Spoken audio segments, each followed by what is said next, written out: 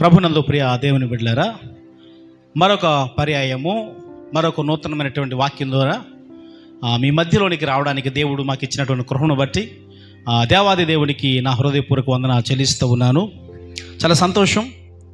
ఈ రోజున అనేకమైనటువంటి మాటలు మా దగ్గరికి రావడం జరుగుతూ ఉంది, మేము వింటూ ఉన్నాం. ఏంటి అంటే చాలా ప్రాముఖ్యమైనటువంటి విషయం ఏంటంటే, యేసు ప్రభువు దేవుడు ఎలాగయ్యాడు, ఎందుకు ఆయన్ని మేము నమ్ముకోవాలి? జాగ్రత్తగా వినాలి.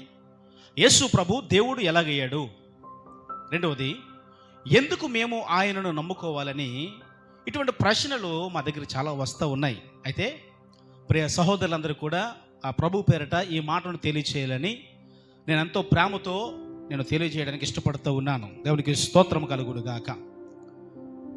యేసు ప్రభు వారు ఈ భూమి మీదకి వచ్చినప్పుడు శరీరం దాల్చి వచ్చారు.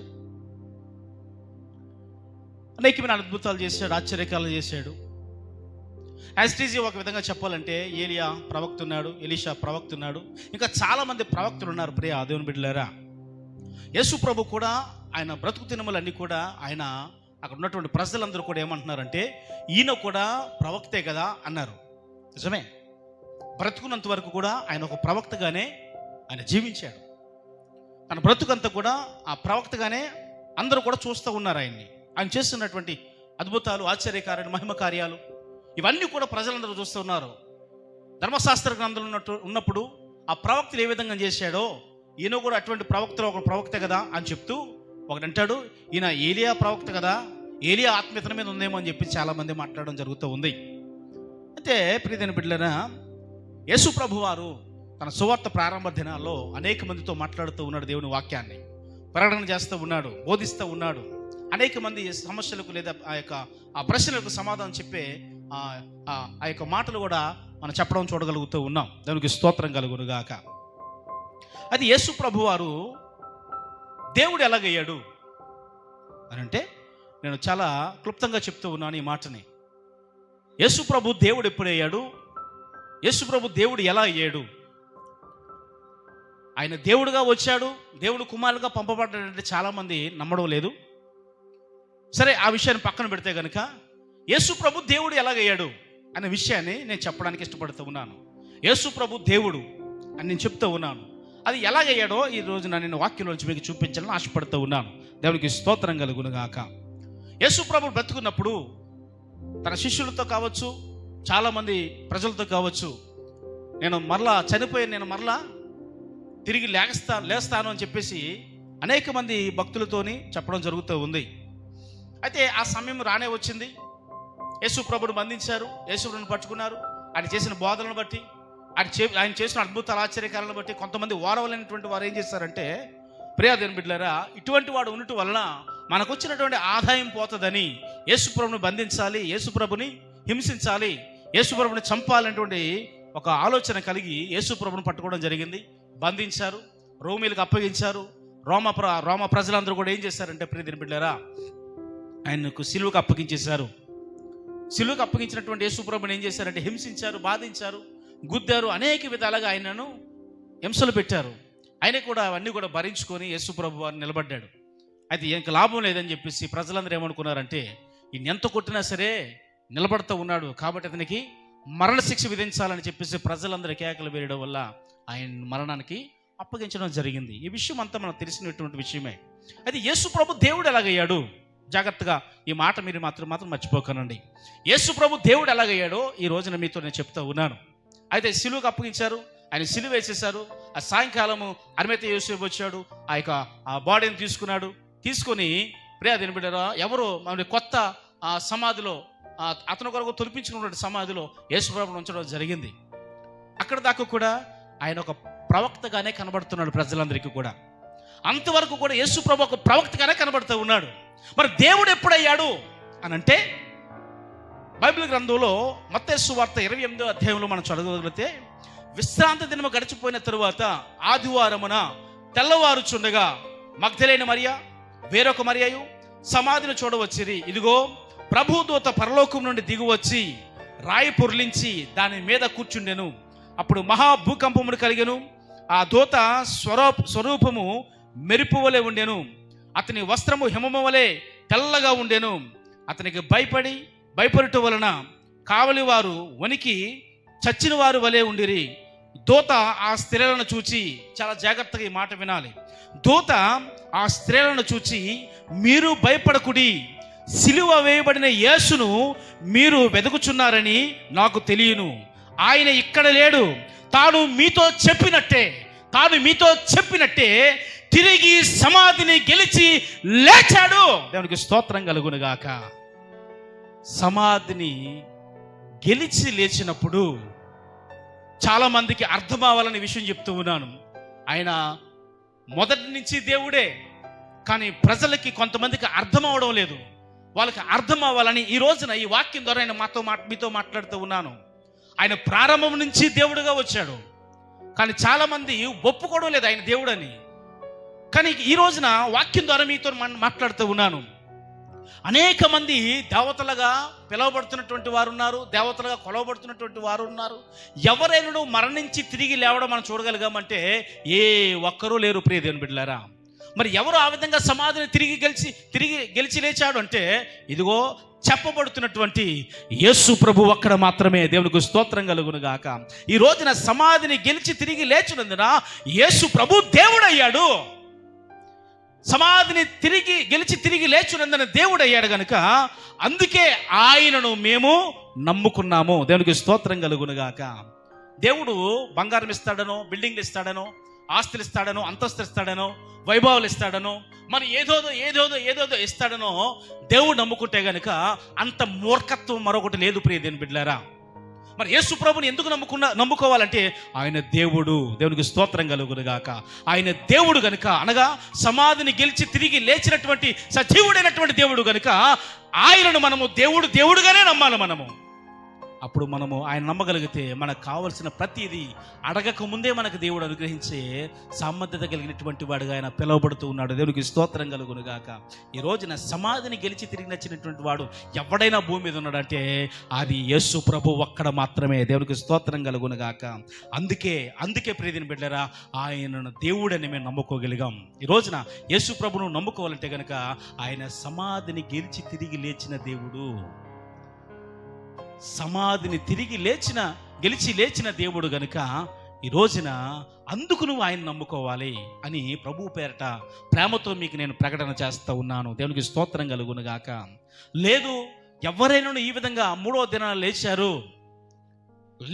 40 దినాలు మన మధ్యలో సంచారం చేసి శిష్యులను బలపరిచి మరలా ప్రజలందరూ కనబడినట్లుగా ఆయన మహిమ శరీరము దాల్చి పరలోకి వెళ్ళిపోతున్నప్పుడు ఇదిగో ఆయన అంటూ ఉన్నాడు, నేను మీకు స్థలము సిద్ధపరచడానికి వెళ్తూ ఉన్నాను. ఒకవేళ లేని ఎడల మరలా వచ్చి నేను మీతో చెప్తానని ఈయన కాక ఈ విషయాలు మరెవరైనా చెప్పగలిగితే మీరు చూపించండి. దేవునికి స్తోత్రం కలుగునుగాక. ఆయన సమాధిని గెలిచి తిరిగి లేచాడు గనుక ఆయన దేవుడుగా పిలువబడుతూ ఉన్నాడు. నేను చెప్తూ ఉన్నాను, ఆయన మొదటి నుంచి దేవుడే, కానీ కొంతమంది దేవుడుగా ఆయన అంగీకరించడం లేదు. ఎందుకు నమ్మాలంటే యేసు ప్రభుని అంటూ ఉన్నారు. ఎందుకు నమ్మాలి యేసు ప్రభునంటే, యేసు ప్రభు నిన్ను బాగు చేయడానికి, నీ యొక్క పరిస్థితిని మార్చడానికి, నీ స్థితిగతులు మార్చడానికి, నీ భవిష్యత్తును మార్చడానికి, ఉన్నతమైనటువంటి స్థితిలో ఉంచడానికి, ఇదిగో నువ్వు చనిపోతే పరలోకంలో నిన్ను ఉంచడానికి.